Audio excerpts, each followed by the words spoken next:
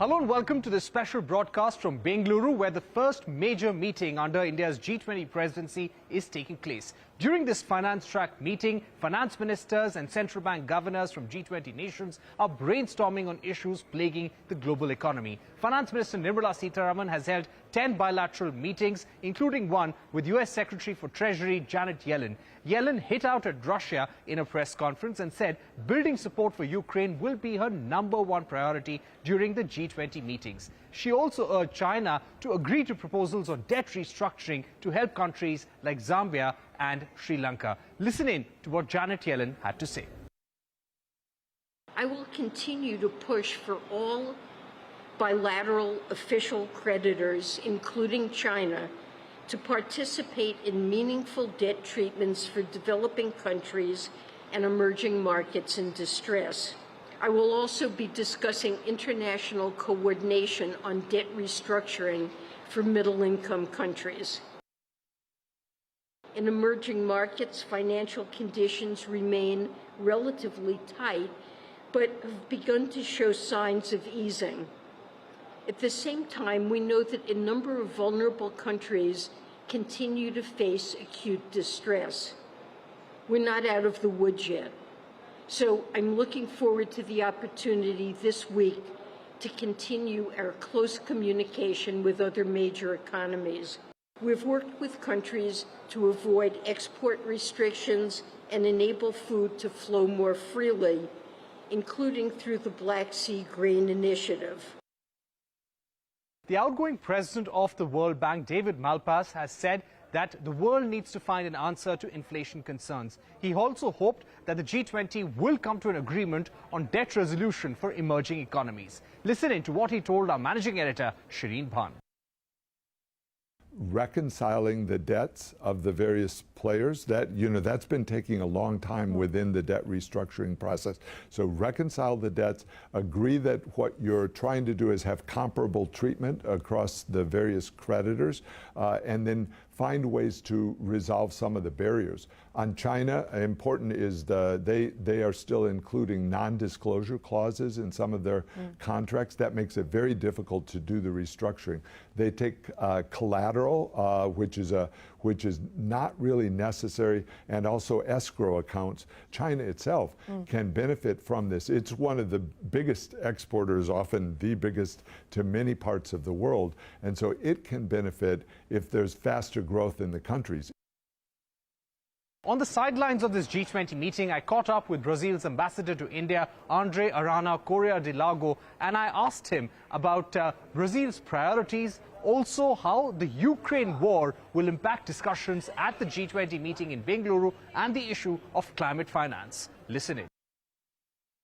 Well, as you know, after India's presidency, it's going to be Brazil's presidency. So we are watching with enormous interest and very closely and talking to our Indian counterparts to make sure that we do everything possible for this presidency to be a success. India and Brazil have very, very similar views of what can be achieved in this meeting. So I believe that what is extremely important in that sequence of developing countries chairing G20 is to show that many of the solutions that the world is looking for can come from countries like India, like Brazil, like South Africa and Indonesia. So I think this is the great exercise, is to show how much we are engaged in dealing with the issues that go beyond our countries, that go beyond our regions. Right. Ambassador, we also believe that there will be a lot of discussion on Ukraine, even though G20 is not a security forum, but the impact of the war, the human suffering, the economic cost will play on the minds of all leaders. How do you think the topic of Ukraine will be approached, and what kind of consensus would we want on minimizing the impact of the war and probably bringing the war to an end? There again, India and Brazil have a very similar view. We would like this war to end. As Prime Minister Modi says, this is not the time for war. So we believe that obviously the economic dimension of the wars, of any war, is terrible. And so We have to know, to understand this impact, and make sure that this impact can be overcome. There is an issue, for instance, for Brazil or for India that is extremely important, is the issue of fertilizers. So this is an issue that has an impact on food all over the world. So the economic impact of this war cannot be avoided in the discussions, but always in the sense of being constructive and contributing to, as soon as possible, a solution, a peaceful solution. Right. Now, we are looking at floods, we're looking at heat wave conditions. When it comes to climate action, do you hope that there will be some concrete development on the issue of climate finance at this G20 meeting? Well, you know that climate finance has already been extremely debated and agreed under the Convention on Climate Change. So there is a line that has already been approved. Now what we need is really to implement what we know are the necessities of the world. So naturally, everywhere the ministers of finance are key for being able to make sure the resources that will fight climate change will be available. So it is natural that in a discussion like that, this issue can be raised and we hope advance significantly.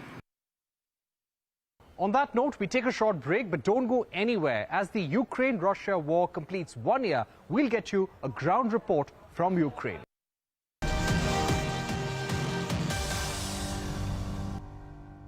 Welcome back. As the Ukraine-Russia war completes 1 year, the war of words between US and Russia have only escalated. President Putin has now vowed to step up the offensive ahead of the first anniversary of the Ukraine-Russia war.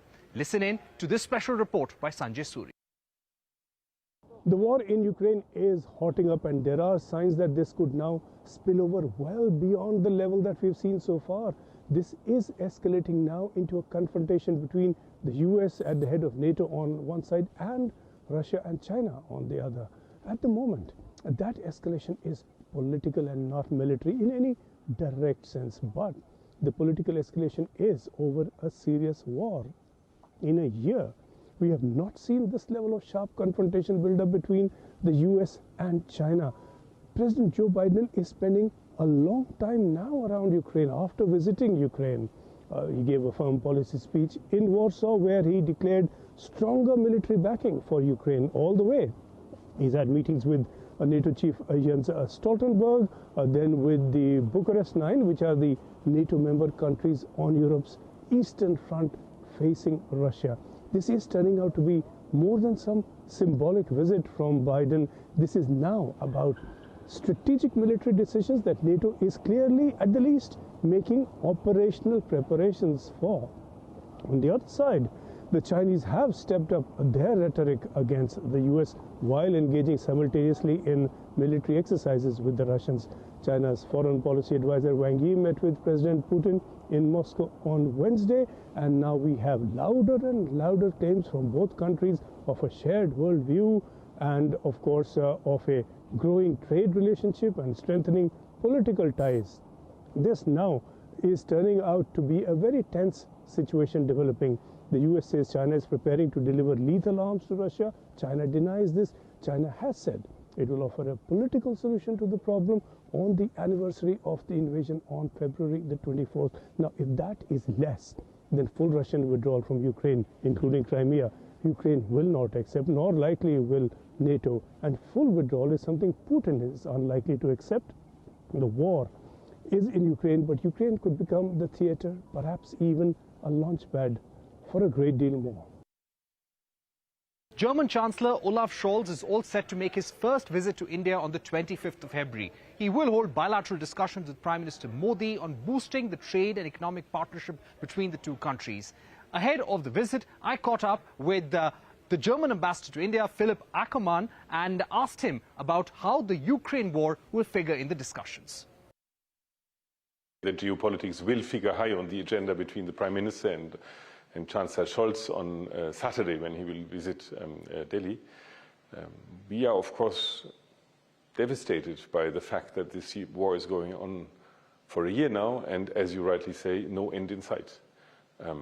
We are decided to support the Ukrainian side as much as we can in order not to let happen what we see from the Russian side, namely a land grab in Ukraine.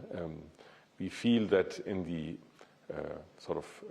international context, safety of borders are a very, very important part of our international order, and that should be sustained and that should be prevailing. And therefore, I think our clear decision is to support Ukraine. Now, you've seen that President Biden was in Kyiv yesterday, and I think that sends out a very strong signal that the West is united when it comes to support of Ukraine. Russia has to leave Ukraine.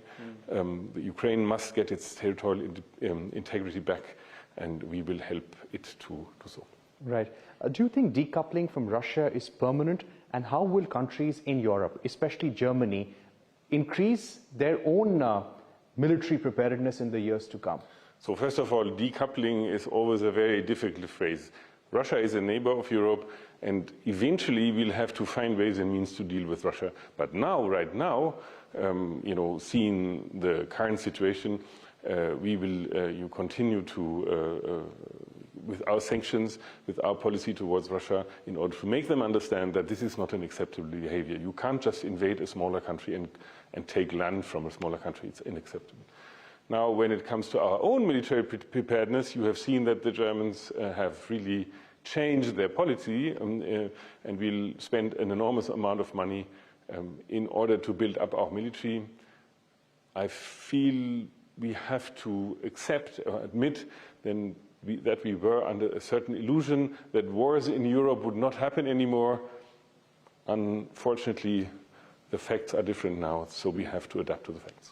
Right. Now, coming to the agenda, coming to the discussions between Chancellor Olaf Scholz and Prime Minister Narendra Modi, what will be the priority of the German delegation? So I think we have a broad range of items on the agenda, and it is, German-Indian partnership is so differentiated, is so deep-going that it's not only one or two agenda items. But as you rightly say, geopolitics, and that includes also China, will be on the agenda high up. But also, I would say, business will be very important. The Chancellor will be accompanied by a very, very good and very powerful business delegations. 12 CEOs of the top companies in Germany will come.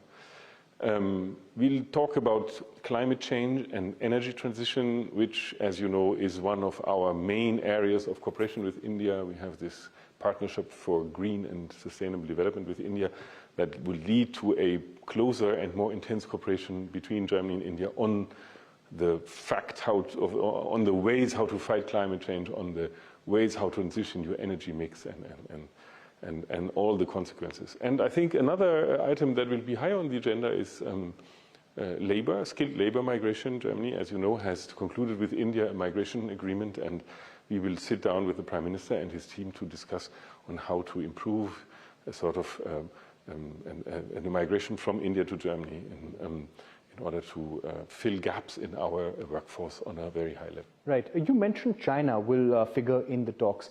In what context will both leaders discuss China? What are your concerns that you'd like to put on the table? No, it's not. The discussions have not been taking place, so I think it's very difficult to foresee the way how they discuss. But I think fact is that everybody accepts, that China does play a very strange role to some extent in the region. We feel that we should look at China more carefully. It's clear that Germany and China are very linked when it comes to business, but you might have followed that the German government pursues a policy of diversification when it comes to foreign direct investment, and that also makes us look at India much more or much closer than we used to. Now, when you speak about your diversification strategy, what kind of investments could be announced during this visit? You said that there is a business delegation of 12 CEOs. Is there a likelihood of some investments being announced during this visit? I'm pretty sure that we'll have one or the other deal and one or the other plan and one or the other development put on the table, but forgive me for not sharing it with you now. It will be shared in due course during the Chancellor's visit. On the question of diversification, all companies today, every country is thinking about a China +1 strategy. Will that be a priority to assess how India can be the +1? I think we don't think China plus one, we think China plus many. And when you talk to German business in Asia, there are also other countries that are very interesting, like Vietnam and Indonesia and Malaysia, but there is no doubt that India is the only comparable market to China in the long-term run. So I think India is very high on the agenda when it comes to the diversification. Right. Now, when it comes to the business and economic agenda, are there any kind of issues, trade or non-tariff barriers that you would like to take up? So, you know that everything that goes with commerce and trade is outsourced. It's the EU who does it. It's not the Germans anymore. So we are very, very strong supporters of the FTA. The EU is negotiating with the Indian side. In March, we have the next round. I think we are still far from each other. There must be some rapprochement in a way, and we do hope that the Indian and the European side get together so that we soon can see a very comprehensive FTA, which would help our business enormously in India. And I think once this FTA concluded, you'll see a peak in foreign direct investment from Europe because it is so favorable to. Right. My final question, if I were to ask you about some sectors which makes Germany most excited about India, what would those be? I think IT, very clearly. So what you see is that the German business is very much looking to how to marry, let's say, IT startup digitization with high qualified and sophisticated manufacturing. That's a very, very important area. And then services in general. I think India is more and more a service provider, and that's also very interesting for the German delegation. That's all we have time for on this special broadcast from Achal and me. Thank you for watching and goodbye.